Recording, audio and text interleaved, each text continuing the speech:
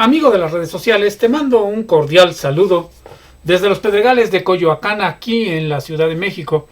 Y como dice en la miniatura del video, pues solo, abandonado y despojado de su riqueza inmobiliaria, Luis Echeverría Álvarez está a punto de cumplir los 100 años. En enero me parece que ya los cumple, pues al estilo del dictador chileno Augusto Pinochet, Luis Echeverría enfrentó a principios de este siglo un juicio por genocidio, tanto por la matanza de Tlatelolco en 1968 como por el Halconazo de 1971, al tiempo que él y su familia acrecentaban su riqueza por medio de una docena de empresas. Pues el expresidente Luis Echeverría Álvarez casi alcanza un siglo de vida, de edad, como te decía, y pasará a la historia como responsable de la matanza de Tlatelolco en 1968 y, como te decía, también del Halconazo en el 71, pero también por la riqueza que hizo crecer bajo al amparo del poder público presidencial, con la creación de una docena de empresas inmobiliarias que le han generado a su familia millones y millones de pesos desde 1976 y que hace un poco tiempo salieron a la luz pública por un juicio laboral. En 2006, Echeverría fue el primer presidente de México sometido a juicio, como te dije en el inicio de este video. En noviembre de ese año se libró una orden de aprehensión en su contra como presunto responsable del delito de genocidio por la masacre del 2 de octubre del 68 en la Plaza de las Tres Culturas, cuando fungía como secretario de Gobernación, y de la matanza del 10 de junio del 71 ya como presidente. Sin embargo, por su edad y estado de salud, ambos cargos los pasó en prisión en su residencia de San Jerónimo y luego de 3 años fue exonerado.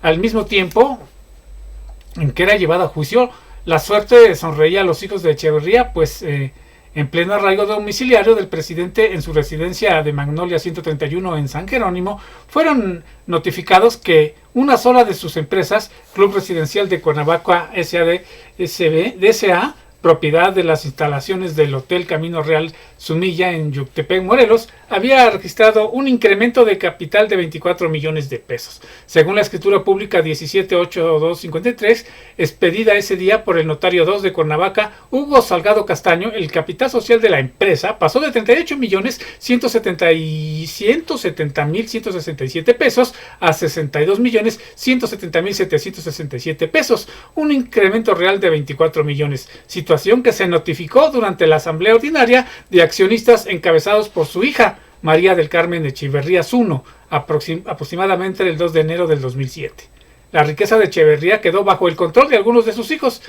Está concentrada en 12 empresas: Administradora de Inmuebles Citlali S.A., Inmuebles Superación S.C., Inmuebles Abril S.C., Inmuebles Potán S.C., Inmuebles Cocori S.C., Inmuebles Naim S.C., Club y Residencias de Cuernavaca S.A.D.C.B., Cuernavaca Primavera S.A., Operadora de Hoteles y Restaurantes Sumilla S.A.D.C.B., Bello Caribe S.C., Inmuebles PES S.C. y Bella Ixtapa Inmobiliaria S.A.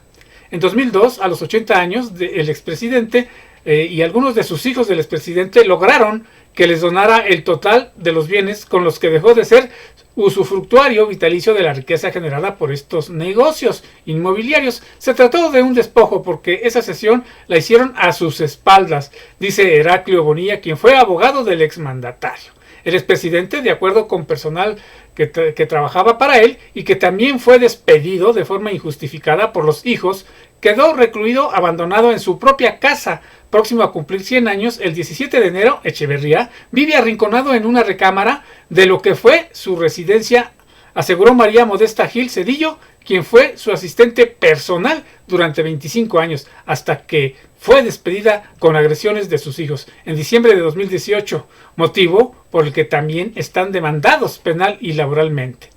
Ahora, como responsables de estas empresas, los hijos del expresidente perdieron un juicio laboral por el que tendrán que pagar 9 millones de pesos aproximadamente a quien fuera su contador Raúl Olvera Gómez. El juicio ha permitido revelar o develar la fortuna que acumuló al amparo del poder público Luis Echeverría Álvarez, muy al estilo del dictador chileno Augusto Pinochet, pues al mismo tiempo que era enjuiciado políticamente, los negocios familiares se multiplicaban y se hacía más rico junto con su familia. Bueno, pues este es un fragmento de un reportaje publicado en la edición 2341 de la revista Proceso.